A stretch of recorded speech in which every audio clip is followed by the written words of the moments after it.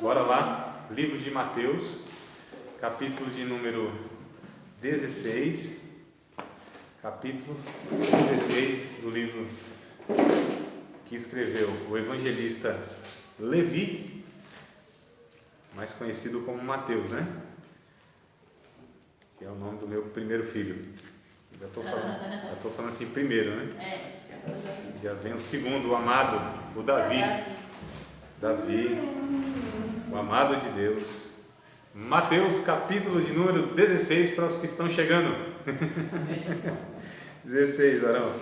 Capítulo 16, versículo de número 13 até o verso de número 16. Então,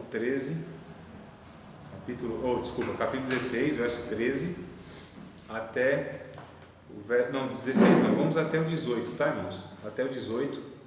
Então, verso 13 ao 18 do capítulo 16 de Mateus. Não acharam, né? Eu vou ler, vocês acompanham, tá bom? E chegando Jesus às partes de Cesareia de Filipe, interrogou os seus discípulos dizendo: quem dizem os homens ser o Filho do Homem? E eles disseram, uns João Batista, outros Elias e outros Jeremias, ou um dos profetas. Disse-lhe ele: e vós, quem dizeis que eu sou? Simão Pedro respondendo disse: tu és o Cristo, o Filho do Deus vivo. E Jesus respondendo disse-lhe: bem-aventurado és tu, Simão Barjonas, porque não foi carne e sangue quem tu revelou, mas meu Pai que está nos céus. Pois também eu te digo que tu és Pedro, e sobre esta pedra edificarei a minha igreja, e as portas do inferno não prevalecerão contra ela. Até aqui, meus irmãos, e aqui a gente vai extrair aqui a lição, né, e a mensagem que está no texto. Mas antes que a gente comece pelo texto, esse aqui é o livro Cristologia, que vocês vão receber, tá? Infelizmente hoje não deu para trazer, mas logo mais vocês vão estar com ele em mãos aí, se Deus quiser, antes da próxima aula. A gente vai estudar sobre a pessoa de Cristo, tá bom? Aí fala assim, mas 8 aulas para estudar sobre Cristo é pouco, eu sei. Né? Eu ia falar muito, não é pouco. A gente vai falar sobre as naturezas de Cristo, inclusive hoje a gente já vai começar falando sobre isso, tá? O lugar da cristologia na teologia cristã.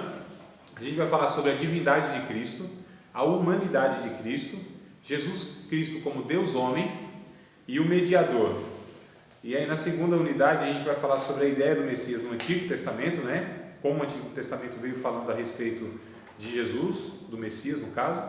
Cristologia nos Evangelhos sinóticos, a gente vai estudar Jesus nos Evangelhos. Cristologia em João, Cristologia no Apóstolo Paulo. A gente vai falar sobre a superioridade de Cristo no livro de Hebreus. Essa é a segunda unidade. Terceira unidade, a gente vai falar sobre os desafios do gnosticismo, que rejeitava Cristo como sendo um personagem real, né? Histórico. A controvérsia, a gente vai ver aqui teológica, Sabélio, Ário e outros mais, tá? E na última unidade a gente vai falar sobre Jesus Cristo, o Salvador, Jesus Cristo, as primícias dos que dormem, né? Como o primeiro que ressuscitou, e aí a gente vai seguindo ele. A gente vai falar sobre a importância, inclusive, da ressurreição, que é uma doutrina fundamental do cristianismo. Pouco se fala da ressurreição de Cristo, né? Ressurreição mesmo, a importância e tal, mas é uma doutrina importantíssima, irmão, tá? E desprezada como outras também. Cristo a quem estamos unidos, Jesus Cristo a cabeça da igreja e Jesus Cristo o centro de tudo, da igreja e do mundo, tá? Do universo todo da criação. Então a gente vai começar falando sobre Cristo como homem, porque assim, irmão, Jesus ele é diferente de qualquer outro ser humano que já existiu e de qualquer outro personagem que a gente tem na Bíblia, tá? Por quê? Porque, por exemplo, se a gente pega lá qualquer profeta, qualquer homem de Deus, mulher de Deus, eles vão ser homens, né? Não é isso? Aí a gente pega Deus na Bíblia e ele vai ser Deus. Ou seja, não é um ser criado. Mas quando a gente pega Jesus, é diferente, porque ele une os dois, tá? Quem é Jesus? Ou quem foi Jesus? Jesus era Deus como era e o homem como deveria ser. Em Jesus existem os dois paradigmas, a gente fala, né? As duas referências. Na pessoa de Jesus tem Deus e tem o homem perfeito. Como pode ser isso? Como pode existir em um só ser duas naturezas diferentes? Em Jesus pode, só nele. Em nenhum outro a gente vê isso. Então Jesus, ele era 100% homem, ser humano, com todas as características, limitações e carências humanas, mas também era Deus, tá certo?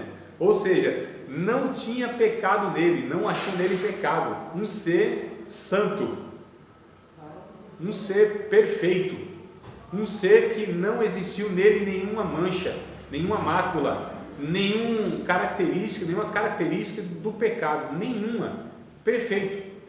Então, como pode ser isso? Em Jesus pode, só nele. Então, quem era Jesus? Deus como de fato era. Porque assim, toda a história do Antigo Testamento e do Novo Testamento também, os homens, e hoje, né? Quem não queria saber como era Deus? A gente queria ver Deus. Quem é o crente genuíno que não tem um anseio, que não tem a vontade de ver Deus? Quem nunca teve essa curiosidade no coração? Nossa, eu queria saber como é a face de Deus, olhar para Deus. Isso um dia a gente vai saber, né? Nós vamos saber sim, nós vamos vê-lo. Nós vamos conhecê-lo como dele nós somos conhecidos, diz a Bíblia. Mas quem nunca teve curiosidade? Como é Deus? Aí Jesus veio e mostrou a face de Deus. Lembra do capítulo 14 de João?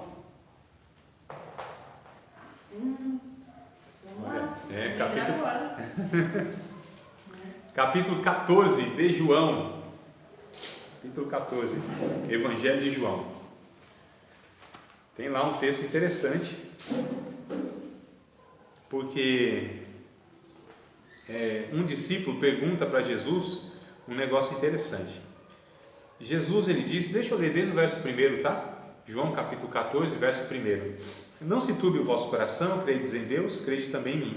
Na casa de meu pai, há muitas moradas. Se não fosse assim, eu vos teria dito, pois vou preparar-vos lugar.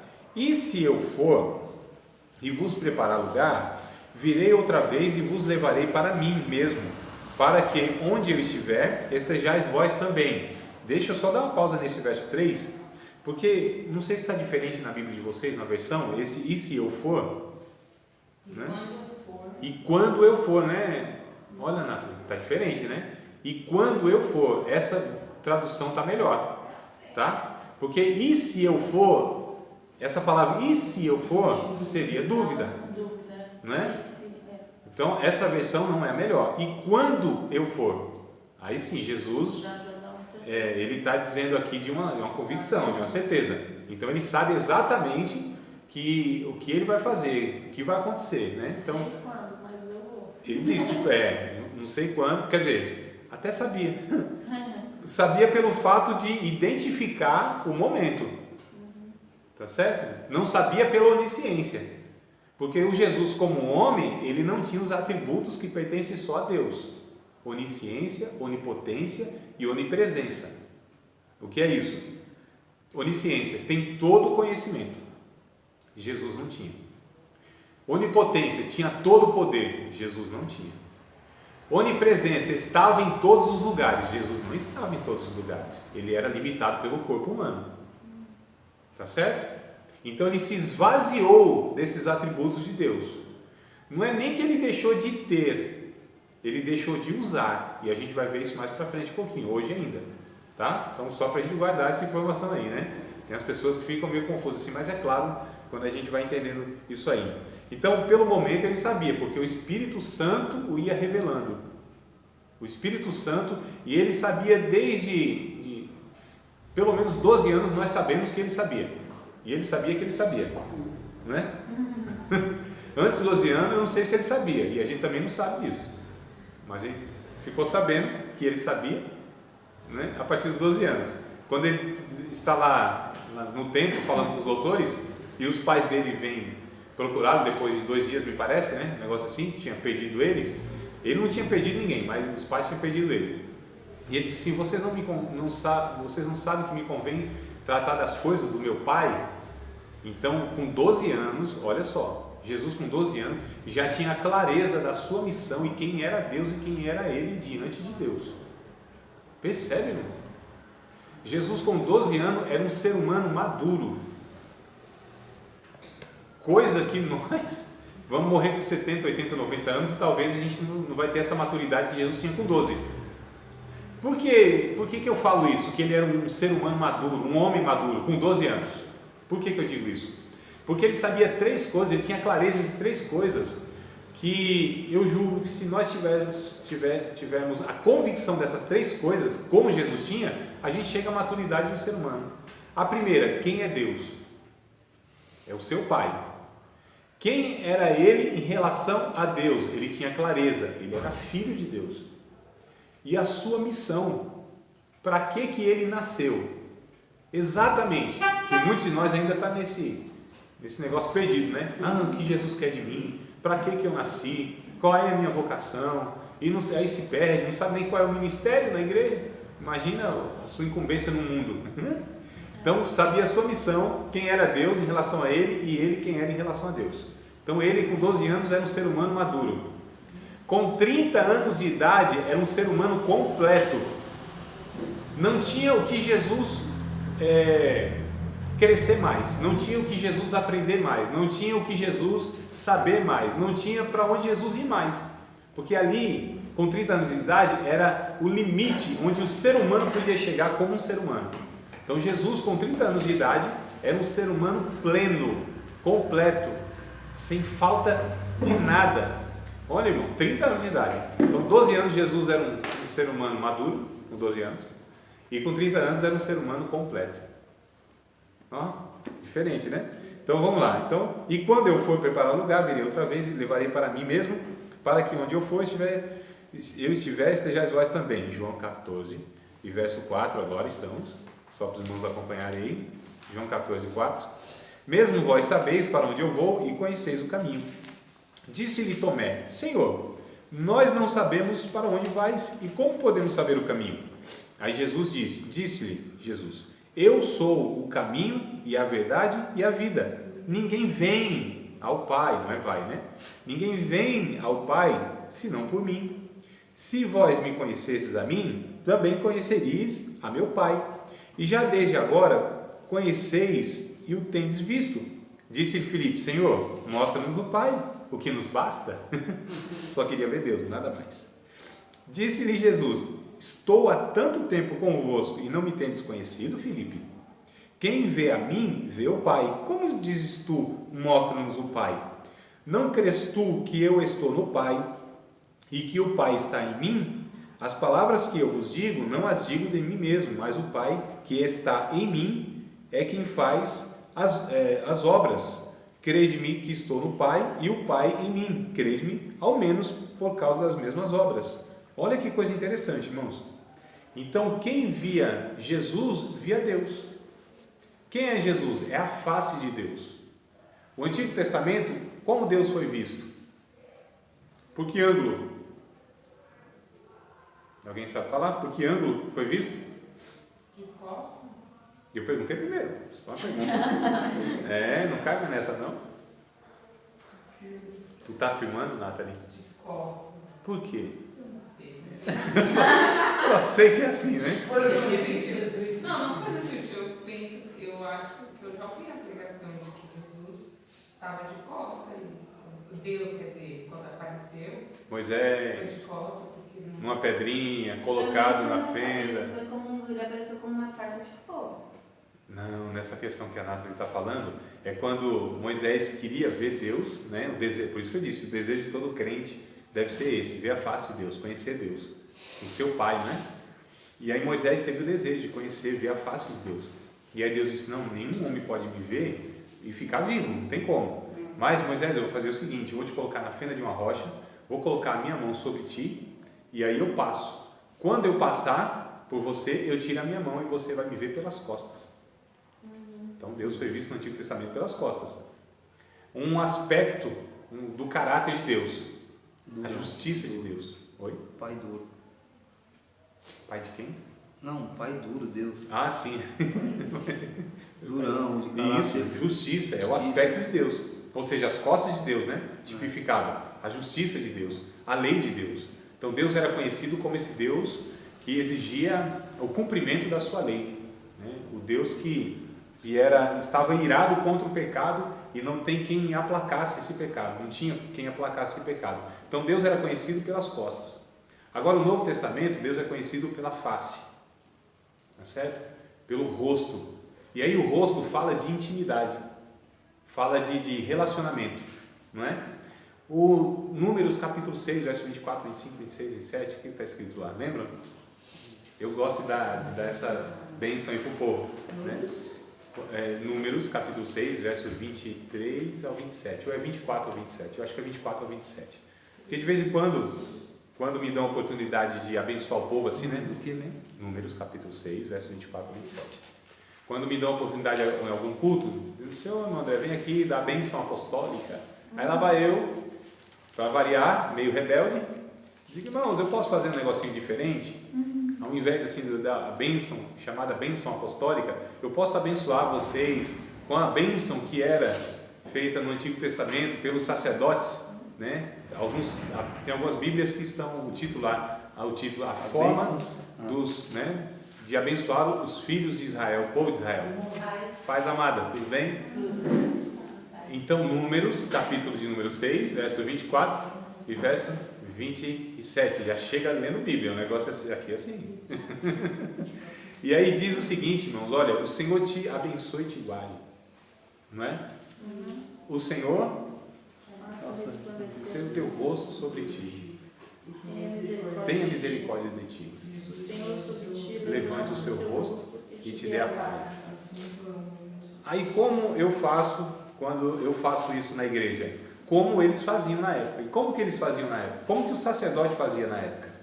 Era mais ou menos assim, irmãos. Eu vou proferir e aí vocês falam amém a partir ou depois de cada declaração. Vamos fazer isso? Só para a gente saber mais ou menos como que era feito esse trem aí? Bora? Então é assim, deixa eu achar a passagem que agora não sei se eu vou saber exatamente decorado, né? Mas aí quando eu falar, vocês falam amém. Tá bom? No 3, hein? 6, Ó. 24. Isso. Mas não precisa nem ler agora, é só me ouvir e aí no final vocês falam amém. Entenderam, né? Então tá bom. Vamos lá. O Senhor te abençoe e te guarde. Amém. Não foi todo mundo junto, isso aqui foi um ensaio bem mal ensaiado. Todo mundo, irmão? Um amém. Vamos lá. Vou repetir. O Senhor te abençoe e te guarde. Amém. O Senhor faça resplandecer o seu rosto sobre ti. Amém. E tenha misericórdia de ti. Amém. O Senhor sobre ti levante seu rosto. Amém. E te dê a paz. Amém.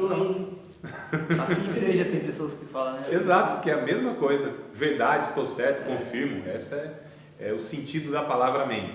E aí, olha só, irmãos. Então, o Senhor te abençoe e te guarde. A bênção de Deus e a proteção de Deus é invocada. O Senhor faça resplandecer o seu rosto sobre ti. Resplandecer o rosto fala em alegria. O Senhor se alegre da tua vida e tenha misericórdia de ti. O Senhor se relacione, mesmo você sendo miserável, mas com o seu coração. É a misericórdia. O Senhor levante sobre si o teu rosto. O Senhor te favoreça, é o sentido do termo, e te dê a paz, o shalom. E o shalom, a paz aqui, traduzido o shalom do hebraico para o português paz, não é só a ausência de conflito, como vai estar no dicionário de língua portuguesa, por exemplo. O que é paz? A ausência de conflito, não. A paz que se refere à Bíblia é algo muito maior, é completo. É êxito em todas as áreas da vida. É a própria paz, é o desfrutar da comunhão com Deus. É bem em todos os sentidos da vida. Isso é o shalom de Deus. Então percebe? Só que aqui fala sobre levantar o rosto, né? Resplandecer o rosto. Então o rosto fala de comunhão. O que diz segundo livro de Crônicas 7 e 14, se não me falha a memória. 7 e 14 Crônicas. Segundo Crônicas. Diga. O meu povo que se chama pelo meu nome, se humilhar e orar, buscar a minha face, se converter dos seus maus caminhos. Então eu ouvirei dos céus, perdoarei os seus pecados, sararei a sua terra. Isso. Olha que coisa linda. Acho que ela fala aguardando pra eu falar o nome da chamada. Não, mas não tem problema, pode repetir depois. Olha só. E se o meu povo se chama pelo meu nome, orar, se humilhar e buscar a minha face. O que quer dizer isso, buscar a minha face? Porque infelizmente na igreja brasileira, os cristãos estão buscando de Deus as suas mãos, não é a face. Buscam de Deus aquilo que Deus pode fazer. Quando vão buscar Deus, buscam o que de Deus? As mãos, irmãos. É o que Deus pode fazer, trabalhar por eles, abençoá-los, não é? Guardá-los, sustentá-los e tal. Então buscam as mãos de Deus. É um relacionamento de interesse, de benefício. Mas quando fala buscar a face, quer dizer buscar o relacionamento. Eu quero ver a face de Deus, o relacionamento. Então o povo busca a minha face. E Jesus é a face de Deus. Jesus é o rosto de Deus. Jesus é Deus como poderia ser conhecido no extremo, enquanto nós aqui estivemos nessa existência. Então o mais próximo da revelação de Deus para o ser humano foi Jesus, é Jesus, não tem como ser outra forma. O que diz o Hebreus capítulo 1, verso 1? Isso aí não me Aí vocês querem mais. a Bíblia. Um por aula já tá bom, né? Um por aula tá bom, né, professor? Um dia eu chego lá. Hebreus o quê? Um dia eu chego 1 e 1. lá. Havendo Deus antigamente falado de muitas maneiras aos pais pelos profetas, nesses últimos dias tem falado pelo Filho. Havendo Deus antigamente falado de muitas maneiras aos pais pelos profetas, nesses últimos, Hebreus 1, né? Isso. Havendo Deus falado muitas vezes, antigamente, muitas vezes aos pais pelos profetas, nesses últimos dias tem nos falado pelo Filho. E o verso 3 é o que é o ápice do negócio aí. Ele, Jesus, É o o resplendor da glória. da sua glória e a expressa imagem da sua pessoa, a expressão máxima da pessoa de Deus é possível ser vista em Jesus, irmãos. Olha só, Jesus então é Deus caminhando entre nós, é o chamado Emmanuel, o Deus conosco. O Deus se aproximou tanto de nós que se fez um igual a nós, né? Tomou as nossas dores, sofreu os nossos sofrimentos, olha só, chorou as nossas lágrimas, teve as dificuldades que nós tivemos aqui. Olha que coisa linda, ele se identificou conosco, não é? Ele é o Emmanuel, o Deus bem próximo, o Deus conosco. Então, Jesus, ele é o sacerdote, não como do Antigo Testamento. Como era o sacerdote do Antigo Testamento? Era um oficial do culto, era um profissional do culto.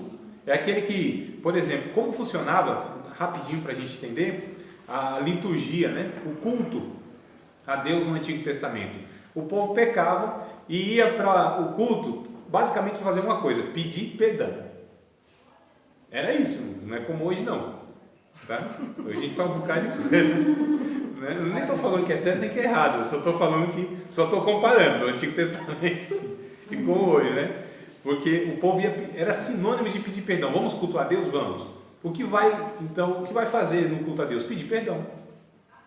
Aí, no pedido de perdão, o que se fazia? Levava-se uma oferta em lugar da pessoa, porque a pessoa entendia que o pecado trazia a morte, mas ela, se ela fosse morrer, estava perdido, tudo acabado. Então tinha que levar o quê? Um substituto, né? Que eram os sacrifícios, cada um na sua condição financeira, levava lá quem era bem, assim, como diz aí o Jorge, bem na fita, né? Eles levavam um boizão e churrasco lá para os sacerdotes. A gordura, o sangue era para Deus, que é a essência da vida, né? Por isso que era proibido comer o sangue e a gordura. Isso é a essência da vida. Sem sangue, sem gordura não existe vida. Então, aquilo era para Deus e o resto, o que depende também, tinha um holocausto lá que não sobrava para ninguém, aquilo era tudo para Deus. Mas, via de regra, tinha lá uma parte do sacerdote e tal. Quem era assim, classe média, levava uma ovelha, né, um bode, sei lá, chamado de gado miúdo. Quem era pobre, levava uma pomba, 2 pombinhas, um par de pombinhas e tal, né? Que a gente percebe que Jesus era pobre, porque a oferta que os pais dão é justamente essa, né? Um par de bolinhas e tal. Quem era pobre de marré, levava um punhado de farinha para o sacerdote. Então o culto se dava assim, onde se levava uma oferta a Deus, se pedia perdão a Deus. Levítico capítulo 1, se vocês querem saber de todas as ofertas que se levavam, em todas as ocasiões, porque tinha uma oferta específica para um tipo de pecado. Então, dependendo de como você ia levar a oferta, já sabia mais ou menos o seu pecado cometido. Olha, irmão, se fosse hoje a gente estava lascado também. Graças a Deus que não perdoou esse negócio aí, né? E imagina só o cara arrastando um bode no meio da rua. Não é sossegado o bode, né? Então o bode denunciava um pecado do camarada. Já pensou? Chegando aqui. Tinha uns que tinham que trazer um elefante. A pessoa, irmão Mauro, se arrastando um bode, entrando no meio da congregação assim, os irmãos já olhando assim, meio desconfiado para você. Eu falar, pera elefante, E o outro com a bombinha assim escondida, pequenininha, mas você com bode. O bode não é tranquilo, não é ovelha, é bode. Né? Então vem berrando, é aquele negócio todo. Ó. Tinha que quebrar as pernas do bode. Não, ainda não podia. Tinha que trazer ele vivo e tal. E aí então cada um trazia. O capítulo 1 de Levítico, do 1 ao 6, vai falar isso, mas o 1 mostra ali como era feito esse ritual, onde o pecador trazia o animal, trazia ao sacerdote, o sacerdote fazia com que a pessoa colocasse a sua cabeça sobre o animal, geralmente o animal pequeno, então ele tinha que se encurvar, isso forçava a pessoa a se inclinar e a se humilhar, porque aqui era diante de Deus, né? E a pessoa colocava a sua mão na cabeça. Vamos pegar aqui o bodezinho na cabeça. O sacerdote segurava o animal e degolava o animal. Enquanto degolava o animal, o ofertante não poderia tirar a mão da cabeça do animal, que era para sentir a agonia da morte. E ele ter a noção de que o seu pecado estava gerando a morte. O sangue caía naquela terra e subia o cheiro sobre a narina do ofertante. Então ele via que de fato ali era uma ocasião de morte, porque o seu pecado estava gerando a morte. E pior ainda, em um ser que não fez nada, que não mereceu a morte. E ele, tendo o favor de Deus, está tendo a possibilidade de se aproximar de Deus para pedir mais uma vez misericórdia e uma segunda chance para continuar vivo. E isso era necessário então uma segunda pessoa. Não um animal, mas tipificado no animal, era Jesus lá na frente, irmãos. Tá certo? Que foi oferecido uma única vez, e tirou todos os pecados. Aqueles animais não apagavam o pecado de ninguém, não perdoava o pecado de ninguém. Hebreus capítulo 10 vai dizer isso. O sangue de touros e de bodes não pode tirar pecado de ninguém, mas este Jesus, uma única vez tendo sido oferecido, tirou os pecados para todo sempre. Olha que coisa linda. Hebreus capítulo 10, verso 23, 24, 19, 20, 21, 22, 23, vai dizer que tendo, pois, irmãos, ousadia para entrar no santuário de Deus, pelo novo e vivo caminho que Ele tem nos consagrado, pela sua carne, e rasgou o véu. Então Jesus, com a sua morte, Ele possibilita todos nós a nos aproximarmos de Deus e sem precisar novamente de outro sacrifício. Então Jesus abre, irmão, essa oportunidade para nós. E os animais antes não faziam isso. O que fazia? Protelava. Os animais, eles cobriam o pecado. Como a sujeira debaixo do tapete. Não sei se alguém já fez isso, né? Vai confessando pecado aí, mano. Aqui não vai escapar nada hoje. Então ia cobrindo. E Deus olhava para a pessoa e via aquele sangue dos animais. Não, ainda não está purificado. Momentaneamente, cerimonialmente, liturgicamente, a pessoa tinha condição de participar, mas diante de Deus não. Todos então tinham um relacionamento com Deus no Antigo Testamento pela fé, acreditando que viria o Messias, que viria a semente da mulher, proferida lá em Gênesis 3:15, que pelo seu sangue sim compraria todo o povo, tribo, língua e nação para Deus. Está lá em Apocalipse no caso, né? Então Jesus, ele é o cumprimento de tudo isso que foi no Antigo Testamento tipificado pelos animais, pelas cerimônias, por tudo isso. Jesus desde sempre estava morrendo, irmão. Ele foi sacrificado antes da fundação do mundo. Por que Deus pôde se relacionar com todo ser humano, mesmo esse ser humano estando em pecado? Porque nenhum cumpriu ali. Porque Jesus, na ótica de Deus, já tinha sido oferecido na presciência de Deus na eternidade. Quem vai dizer isso é Pedro, em 1 Pedro 1 e... Me ajudem, por favor. Será que é 23, 21? Não, 18 e 19.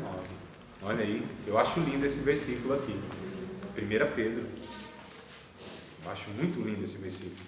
Nossa, sabendo que não foi com coisas corruptíveis, como prata ou ouro, que fostes resgatados da vossa vã maneira de viver, que por tradição recebeste vossos pais, mas com o precioso sangue de Cristo, como de um cordeiro imaculado e incontaminado, verso 19, 1 Pedro 1, 19 eu estou. O 20 agora, o qual, o Cristo, né?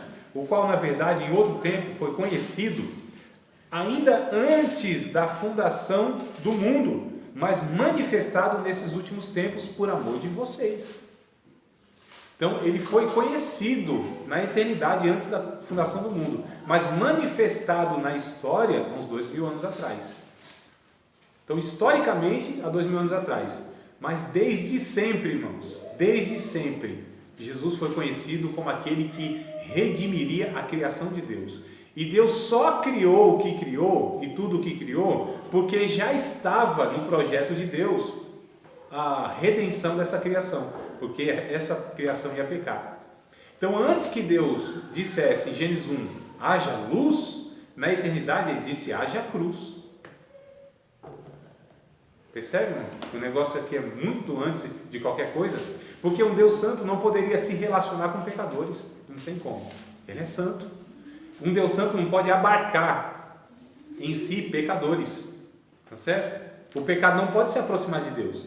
Deus desintegra o pecado automaticamente. Deus não pode ser tocado pelo pecado. Ele é santo, santo e santo, como diz os anjos, não é? Agora, se tudo existe e subsiste em Deus, como que Deus então se relaciona? Porque tudo existe em Deus. Não tem nada que não exista fora de Deus. O diabo existe em Deus. O inferno existe em Deus, os demônios existem em Deus, tudo existe dentro de Deus, não é? Vamos imaginar que tudo que existe, tudo, visível e invisível, e depois a gente vai ler um texto sobre isso, visível e invisível, seja esse copo aqui, ó. A gente está falando de planeta Terra, do sistema solar, dos multiversos que existem, né? Só tem um universo, multiverso, milhões ou trilhões e trilhões. Imagine todos os seres celestiais incontáveis, sejam anjos, sejam demônios.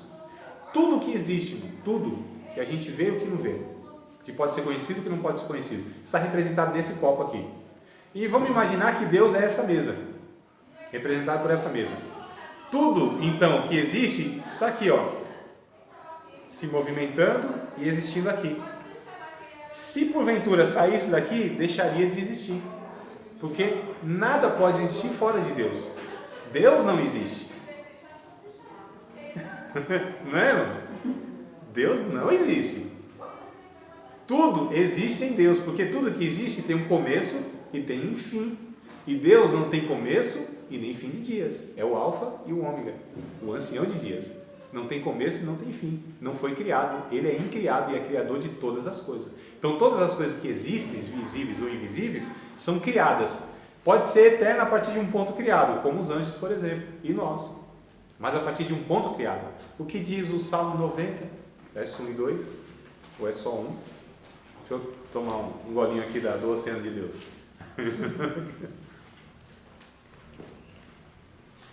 Antes que houvesse os montes, né? Antes que houvesse os montes de eternidade, ó meu braço esquerdo aqui, ó. Imagine então que aqui é o ponto de todas as coisas que foram criadas. Céus, terra, seres celestiais, os anjos foram criados antes da terra, tudo aqui, ó. Então a partir daqui é o ponto criado, para trás do ponto criado é chamado de eternidade, para frente do ponto criado é chamado de eternidade. A Bíblia diz que Deus é de eternidade a eternidade. Então Deus, ele é eterno, tá certo, irmão?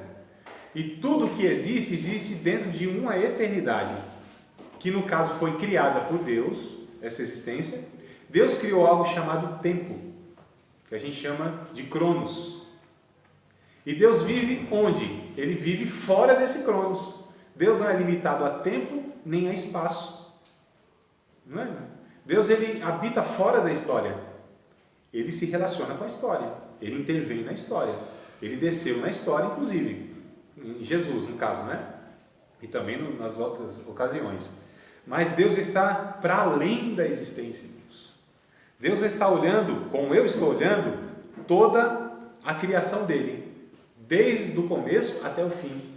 Deus vê todas as coisas. É por isso que ele é onividente.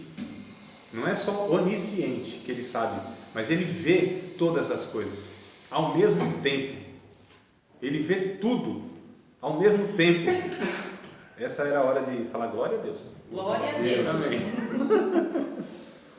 Deve gostar, tá com defeito de fabricação. Olha aí, ó. Deus, irmãos, presta atenção, que coisa interessante. Deus, ele está nesse exato momento vendo tudo. Tudo. O que é tudo? Quando ele criou os anjos, quando ele criou a terra, quando ele criou o casal pecando, Israel sendo formado, aquela bagaceira toda que a gente sabe lá no Antigo Testamento, Jesus vindo, o período da igreja que a gente não sabe, já tem uns 2000 anos, Deus está vendo tudo isso agora, nesse exato momento, tá? E não estou falando figuradamente não, literalmente estou falando isso aqui. E aí Deus está vendo o arrebatamento da igreja, o final dos tempos, novos céus e nova terra. Deus está vendo aqui e agora, ao mesmo tempo. Não só isso, Ele está vendo tudo o que acontece, desde o começo até o fim. Tudo. Porque ele é atemporal. Exato, exato, porque ele habita na eternidade. A eternidade não é um tempo sem fim, é ausência de tempo. Como é que é? A eternidade não é um tempo sem fim, é ausência de tempo. Daí a palavra atemporal, não está sujeito a tempo, porque está fora do tempo. O tempo foi criado por Deus, ele é atemporal, porque ele é eterno. Só que ele é de eternidade a eternidade, ele criou o tempo. Haverá um tempo que não haverá mais tempo.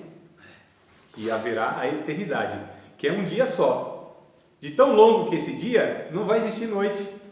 Não é o que diz o texto de Apocalipse? Porque nem vai ter sol, inclusive, nem vai precisar. Porque o Cordeiro de Deus será a lâmpada que iluminará tudo. Olha que coisa linda, irmão. E Deus será tudo em todos, naquele momento, não é? Então a gente percebe que a eternidade não é um tempo sem fim.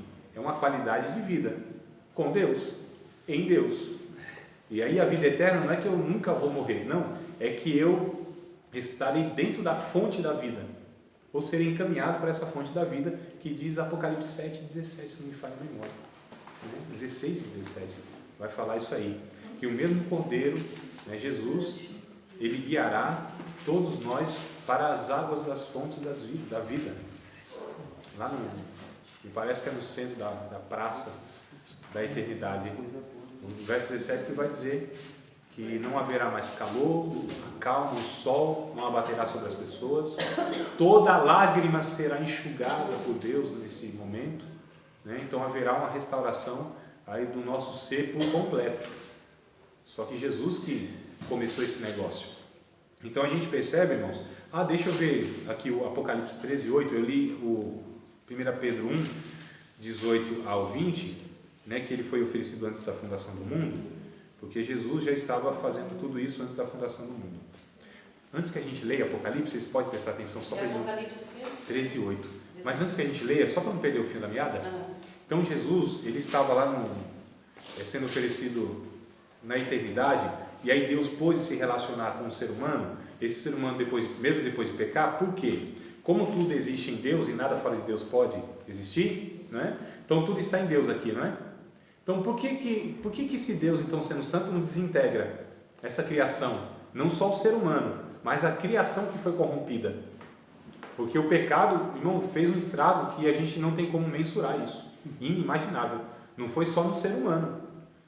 Se Deus não tivesse intervido nessa situação, quando o pecado entra no mundo, todo o cosmos ia cair numa desarmonia, porque tudo, irmãos, é harmônico.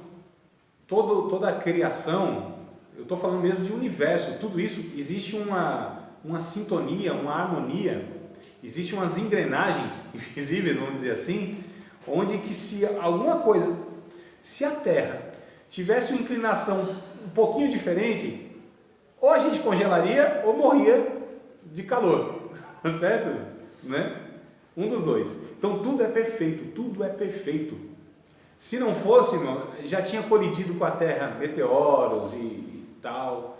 Então tudo é um negócio assim fenomenal. Vocês já viram uma maquetezinha do Sistema Solar? Já. Coisa linda, né? Você vê tudo num lugarzinho, né? E tem umas até que são animadas, né? E aí você vê o negócio tudo sincronizado, é um negócio fantástico.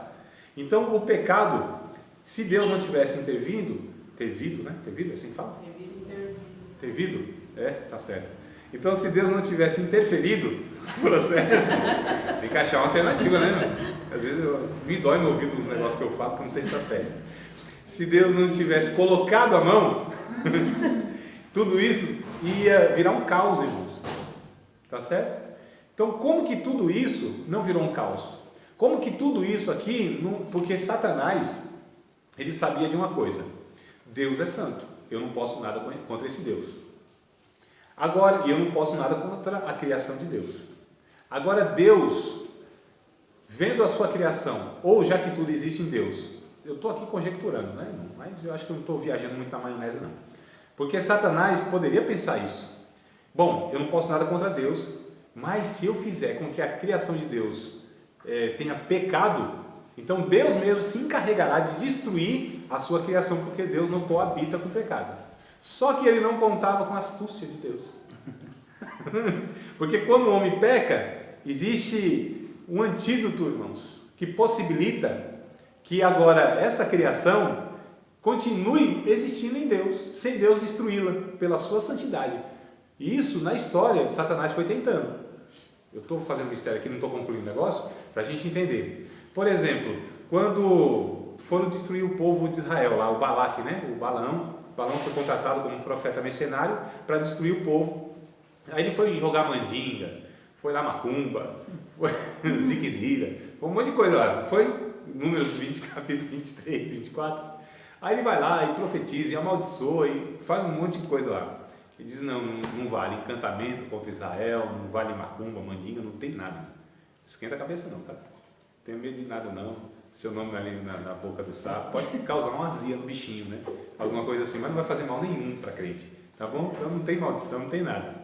Aí o que o cidadão, ele disse: bom, não tem como a gente amaldiçoar o que Deus abençoa. É impossível. Satanás não tem poder nenhum de reverter uma bênção de Deus na vida de ninguém, irmãos. Primeiro que a gente não está lidando com uma criatura equiparada a Deus. A gente não está lidando aqui num igual a Deus. Porque às vezes tem essa ideia na mente de uns crentes, né? Que Satanás está em pé de igualdade, está brigando com Deus. Estão se digladiando. Nunca viram no Facebook? Jesus e o cão assim no braço de ferro? Nunca viram, não? Faz tempo que eu não vejo mais, graças a Deus. Se você só vê e não compartilha, porque você estava lá. Ainda tem essa, né? Então, irmão, isso é impossível. Não tem como, não tem possibilidade disso acontecer. Não tem como. Se fôssemos para pegar o ser, querubim, o anjo, Satanás, para equiparar em poder com outro ser, seria o arcanjo Miguel. Aí talvez dava uma briga boa. E mesmo assim eu tenho certeza que o arcanjo Miguel não vai perder nunca, porque ele está investido, ele está delegado por Deus. Mas em seres, eu estou falando aqui na questão de seres, tá certo? Ontológica. Seria eles dois, porque Deus, irmãos, está infinitamente acima de Satanás. Satanás é uma criatura de Deus. Como disse o Caio Fábio nos anos 80, Satanás é um cachorrinho de madame. Está na coleira de Deus e só faz aquilo que Deus permite fazer. Ele é uma criatura de Deus, criatura, servo de Deus, frustrado, mas porque ele não quer ser, mas obedece.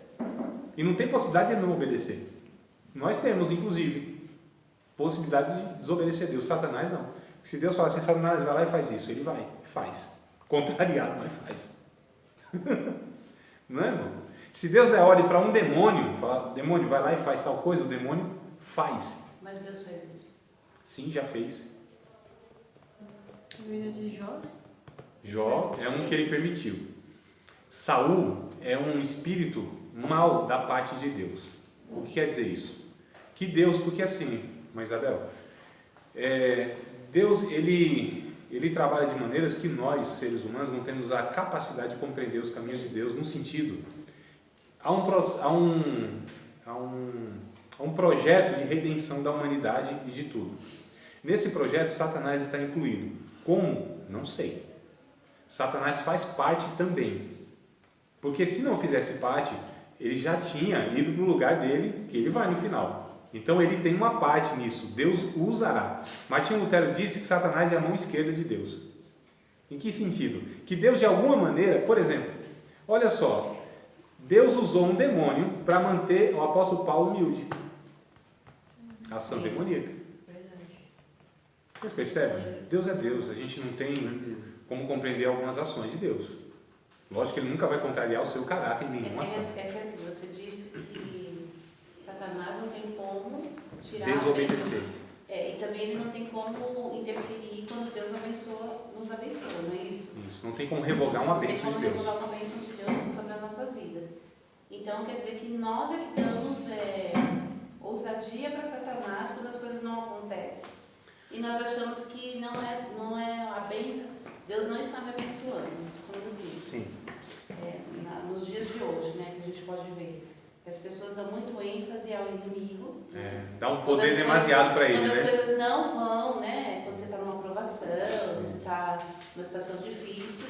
E então as pessoas dão ousadia para o inimigo está te usando, o inimigo é isso, o inimigo é aquilo que está causando todo aquele mal na sua vida.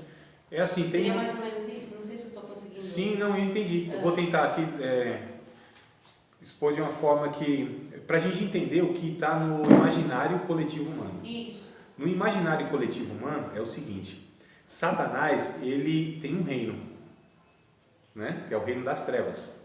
E Deus tem o seu reino, que é o reino da luz. Sim. Tem os filhos da luz e os filhos das trevas. Isso é um imaginário coletivo humano, não é ensinamento bíblico. É como tem o inferno, por exemplo. Qual que é a ideia do inferno? A gente chama de teologia popular, que as pessoas pensam. O inferno é um reino, né, de Satanás, onde ele está no trono dele.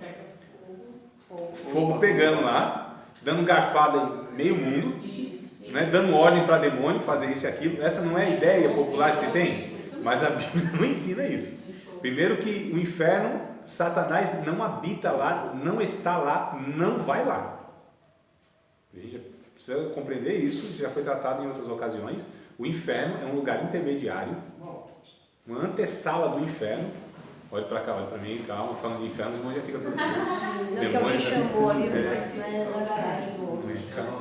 Não, o irmão está tudo no controle aqui. O Corsa não é nosso, não, o Corsa prata, o Corsa. Não sei. Não, o senhor Fiesta. Não. Louvado seja Deus. Glória a Deus. Valeu. Ó, coisa boa. Então, vamos voltar para cá. Tá. Aí, irmãos, essa ideia de que no imaginário coletivo humano e dos crentes, Satanás é aquele que interfere, que impede, que dificulta Deus abençoar. Não, irmãos, quando Deus quer abençoar, Ele é soberano. Ele vai e abençoa. O que acontece muitas vezes é essa supervalorização de ação demoníaca, né? Sempre está em guerra, batalha espiritual. Existe uma realidade? Existe, mas o problema é o exagero que se coloca sobre isso. Então, o que acontece? Na verdade, nós nem precisamos de Satanás para pecar, para se desgraçar na vida. O pecado que habita em nós, ele se encarrega de fazer isso. Satanás, ele persuade, ele potencializa, não é certo? Porque as pessoas transferem a culpa. Isso. Ah, foi o diabo, e é o cão, e é não sei o que. Não, assuma a culpa. Sou eu, Jesus. Sou eu. É o meu caráter que precisa ser tratado. É o meu pecado que precisa ser tratado. Não é o diabo. E se o diabo fizer alguma coisa, ele só está fazendo porque o meu pecado possibilita isso. Porque, por exemplo, em Jesus ele não tinha condição de fazer nada. Jesus, ele tem uma fala que eu acho assim, nossa, muito interessante. Ele diz assim, ó, que o diabo não tem nada em mim. Em João ele diz isso, o diabo não tem nada em mim, ou seja, ele não tem nada para me acusar. Aliás, Jesus perguntou, e vocês, me convencem de pecado? Aponta o meu pecado. Ó, irmão, Satanás doido para usar alguém ali, que Satanás faz isso, usa as pessoas para apontar pecado de outras. Tá certo, irmão? O Satanás faz isso. Usa pessoas, inclusive dentro da igreja, entre os irmãos, para estar apontando o pecado dos outros. Nós não fomos chamados para isso. Nós somos chamados para cobrir multidão de pecado pelo exercício do amor. Tiago capítulo 5 vai dizer isso. Cobrir no sentido não pejorativo. Eu estou falando cobrir no sentido espiritual, onde a gente exerce o perdão, o cuidado. A comunidade da fé é gente sarada, que foi sarada para sarar. É comunidade terapêutica. A senhora sabe bem essa palavra terapêutica, né? Que trata, né? Que cuida, que leva a enfermidade até sarar. Então essa é a comunidade. E aí o diabo doidinho, mas aí o diabo ficou olhando para onde, ninguém vai acusar Jesus? Aí Jesus disse, não, ninguém, nem você, tem nada em mim. Agora em nós, irmão, ele tem bastante coisa. Não é? Tem, vocês sabem que tem, eu sei que tem bastante coisa. É por isso que ele é chamado de o acusador dos nossos irmãos, e nosso também. Então, olha só. Então, Satanás não pode fazer nada. Deus abençoa, está abençoado e acabou. Não tem como revogar a bênção de Deus. Só que o diabo sabe que quanto mais a gente peca, mais se afasta de Deus. E automaticamente a santidade de Deus vai exigir a retribuição desse pecado. Porque Deus é santo, é justo. O seu amor não exclui a justiça. E a justiça de Deus também são facetas, né? A gente chama, são as facetas de Deus, a justiça e o amor. Agora, o que o diabo fica doido, irmão, é porque Deus é esse Deus santo, que não pode compactuar com o pecado, mas também é Deus amoroso. Mas ele também não infringe a sua justiça, ele fez com que a sua justiça fosse satisfeita, que a Bíblia vai chamar de propiciação, ou seja, tornou propício o relacionamento. Isso no Antigo Testamento era tipificado pela liturgia, na cerimônia, onde tinha a Arca da Aliança e uma tampa chamada de propiciatório, onde o sangue era aspergido lá, entre os dois querubins, que ali representava a presença de Deus. Quando o sangue era aspergido lá no propiciatório, ou seja, ali se tornava propício o relacionamento, o reencontro de Deus com o homem na comunhão, que foi rompida lá no Éden. E esse sangue era tipificado pelo sangue de Jesus, que haveria de ser derramado na cruz do Calvário, que reconciliaria o homem consigo, né? Com Deus. É o que diz a Bíblia em vários textos, inclusive. João, Evangelho de João. Calma que eu não esqueci do Apocalipse, capítulo 13, verso 8, tá? Eu só estou ainda ficando nessa dimensão onde... Eu falei o quê? 1 João. Onde a gente percebe que Jesus estava interferindo em tudo isso desde sempre, irmãos. Porque se não fosse Jesus, a sua interferência, nada teria permanecido após o pecado. Capítulo de número 1 João, tá? Não é evangelho, é carta. Capítulo de número 2, versículo de número 1. Aliás, eu vou ler desde o 1 e 7. 1 João 1 e 7, a gente vai ler até o 2 e alguma coisa aqui. 2 e 2 talvez.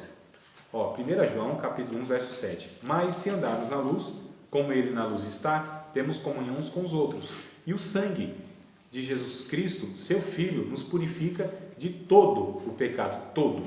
Não existe nenhum pecado sequer que o sangue de Jesus não tenha poder para perdoar, para purificar, nenhum sequer. Porém, a gente sabe que tem uma condição, né? Que é o arrependimento. É por isso que a blasfêmia contra o Espírito Santo não tem perdão, porque não existe arrependimento. Porque se houver arrependimento, primeiro que não foi blasfêmia. E se houver arrependimento, há perdão. Então não existe nenhum ser nessa criação, nenhum ser humano, que se ele se aproximar de Jesus arrependido, ele é purificado e perdoado automaticamente e ele é reconciliado com Deus. Então se houve blasfêmia contra o Espírito Santo, a pessoa não se arrepende. Não se arrependendo, não tem perdão. Mas se a pessoa pensa, se preocupa, já é uma evidência que não blasfemou contra o Espírito Santo. Porque a blasfêmia contra o Espírito Santo é a insensibilidade. Tá certo? A despreocupação total. A decisão consciente e deliberada. Não é um ato, é uma atitude que se assume conscientemente, conhecendo Deus profundamente e tomou a decisão. É por isso que é um campo sombrio. Que inclusive Jesus disse para os fariseus, e os fariseus não tinham blasfemado contra o Espírito Santo. Jesus alertou, cuidado. Cuidado, porque o perdão contra a ofensa contra o pai, a blasfêmia contra o pai tem perdão. Contra o filho tem, contra o Espírito Santo não. Cuidado. André, eu sempre ouvi falar sobre a blasfêmia do Espírito Santo, né? O que seria, na praticidade de hoje, uma blasfêmia contra o Espírito Santo? Seria o seguinte, pensa uma pessoa que tem a clareza das Escrituras, uma pessoa que ela entende o Evangelho, entende o plano da salvação, conhece Jesus e conheceu Jesus na experiência. Sim. Pense nessa pessoa, que só essa pessoa pode cometer esse pecado. Uhum. A blasfêmia contra o Espírito, tem 2 pecados, só o crente pode cometer, só o regenerado pode cometer, nenhum outro pode, que é a perda do primeiro amor, a apostasia e a blasfêmia. Então, quem não tem o pleno conhecimento do Evangelho, quem não tem relação, quem não teve nunca relação com o Espírito Santo, quem não conhece Deus, não pode pecar. Porque é um pecado que, conhecendo tudo isso, ainda a pessoa decide não servir a Deus. Que é um negócio assim, irmão, fenomenal, sei lá, entre quantos bilhões. Então, não é um negócio fácil. É difícil pecar blasfemando contra o Espírito Santo. Não é para qualquer um. Precisa ser uma pessoa, assim, fenomenal, que conhece Deus, que teve experiência. Não é qualquer um, irmão. Né? E se há a preocupação, eu acho que a blasfêmia contra o Espírito Santo é evidência que não. Porque a blasfêmia contra o Espírito Santo é a total insensibilidade da consciência. A Bíblia chama de consciência cauterizada. Né? Ou seja, não há mais sensibilidade ali. O Espírito Santo já não consegue acessar mais. Já endureceu tanto a consciência dessa pessoa que a ação do Espírito Santo já não mais tem efeito. Mas por que não tem efeito? Porque essa pessoa se endureceu conhecendo. Aí que está a questão. Hebreus capítulo 6 vai dizer isso aí. Conhecendo os bens futuros, tendo experimentado os bens futuros, tendo experimentado do Espírito Santo, aí decide outra vez decide pisar o sangue do Filho de Deus, profanando o sangue da aliança. É o que diz o texto. Então a blasfêmia contra o Espírito Santo é uma postura que se toma conscientemente, deliberadamente. Então eu decido, eu não quero mais, e aí não tem como.